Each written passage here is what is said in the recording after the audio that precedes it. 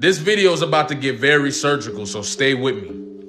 But what I invite everybody to do that clicked on this video is to self-reflect as this video goes on. Because this video isn't just about Kendrick Lamar, it's not about the song Man at the Garden, and it's not even really just about the Grammys. This is about the journey to self-worth, a journey that all of us go on. Whether you're rich, poor, whatever you go through, we're all trying to find that worthiness or maintain that worthiness within ourselves. And that's exactly why I'm using somebody like Kendrick Lamar as an example, because his journey with self-worth is right on display for all of us. In albums like Good Kid, Mad City, To Pimp a Butterfly, all the way to GNX, we've seen the transformation that is taking place within Kendrick Lamar. But like I said, take the time to reflect, look within, and see what you can get out of this video, because I'm sure there'll be some value if you do some self-reflection, all right? Let's get started. Now, to understand one of the roots of Kendrick Lamar's lack of self-worth at one point, we had to understand his battle with survivor's guilt. And to understand the battle with survivor's guilt, we gotta understand what survivor's guilt is. Survivor's guilt is a condition of persistent mental and emotional stress experienced by someone who has survived an incident in which others died. Now, this could be a wide range of things. It doesn't have to be someone physically dying. You know, sometimes it could just be you grew up in a certain environment and you got out of that environment, but the people you love didn't. Or maybe, you know what I'm saying, you take responsibility for some of the mistakes that the people you love made. Or it could be that you were in a situation where you literally survived a life-threatening situation and the people who were with you did not. However, this does affect the mind, and it actually does plague the mind, because now, well, first of all, you're not present to anything.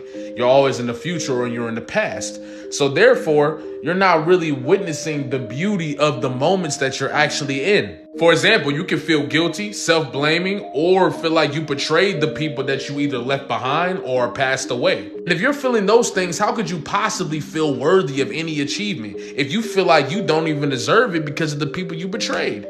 Or if you feel guilty for surviving, or if you're blaming yourself for surviving and other people not surviving, you're not going to feel that gratification and that peace within yourself, because you're always going to say, well, I mean, do I deserve it? Here's a video of Kendrick Lamar talking about it himself. And then you rap a friend never leaves Compton for profit. Yeah.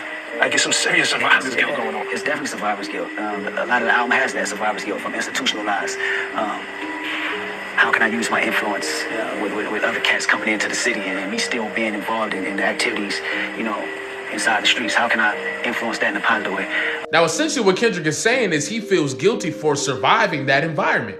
He feels guilty for being one of the ones that made it out that environment, especially when he has people who are close to him still living in that environment and still living by the rules of that environment. So in other words, it's like, how am I supposed to feel comfortable? How am I supposed to feel at peace? How am I supposed to feel worthy when I'm out here living my life and they're back there still in the same that I had to escape?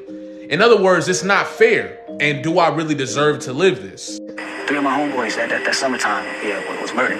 You know, close ones too, not just somebody that I hear about. These people I grew up with. So,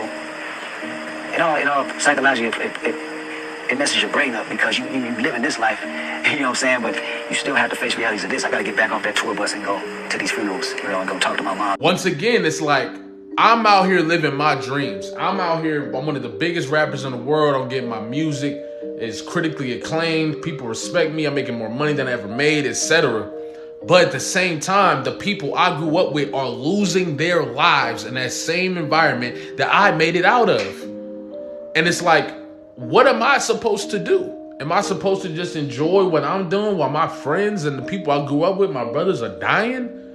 Meanwhile, I'm getting this money, I'm messing with these girls, I'm boom, boom. But it's like, how am I supposed to enjoy this when back home they had to live in circumstances that are beneath what I'm enjoying right now?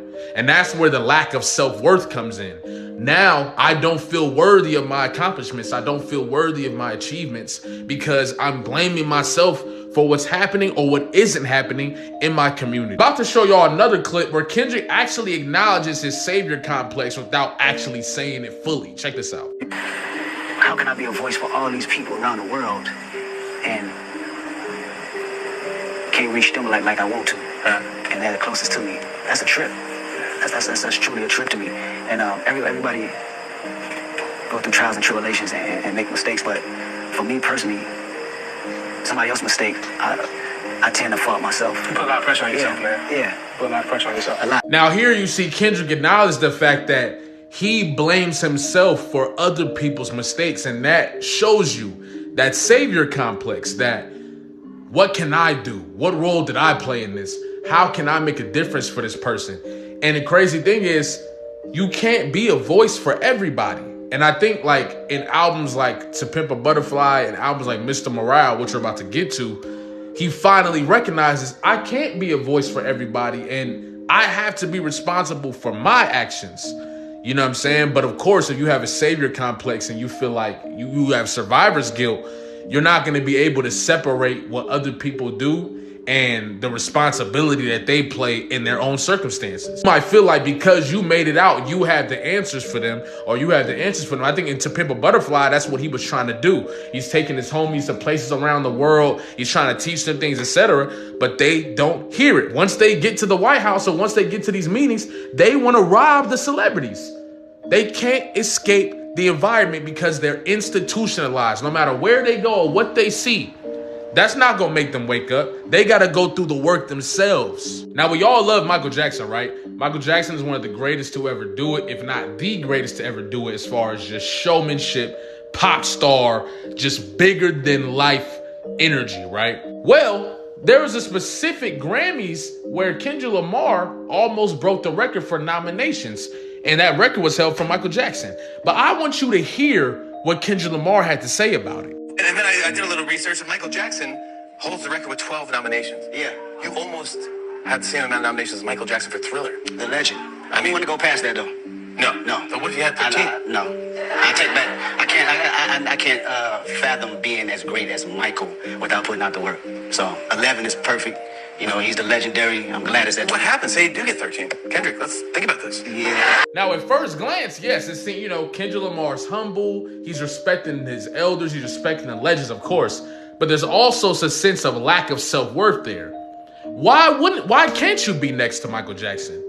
Why can't you surpass Michael Jackson? What is so wrong with that? What is so wrong with you being a great in your own right and passing another great? Didn't Michael Jackson have to do that?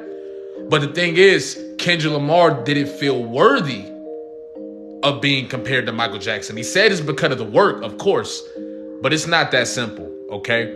Kendrick Lamar in his music and in the way, and you could tell it was the lack of self-worth. He did not feel worthy of being named in that conversation without having to completely earn it, which is fine. However, not allowing yourself to say, you know what, I am in that conversation does stem from the lack of self-worth. You see what I'm saying? And I believe that Kendrick Lamar is aware of this now. Now, this video is part 1. Tomorrow will be part 2. And it's perfect because it's going to be right after the Grammys. And that's when I'll break down Mr. Morale and break down Man at the Garden. Because once he wins the Grammys that he's going to win, it's going to solidify the point even greater. Just trust me. Be here for part 2. I appreciate y'all for supporting my content. Like, comment, and subscribe. And be ready for part 2 because it's going to all tie in together. And I'm going to drop it right after the Grammys, all right? Love y'all.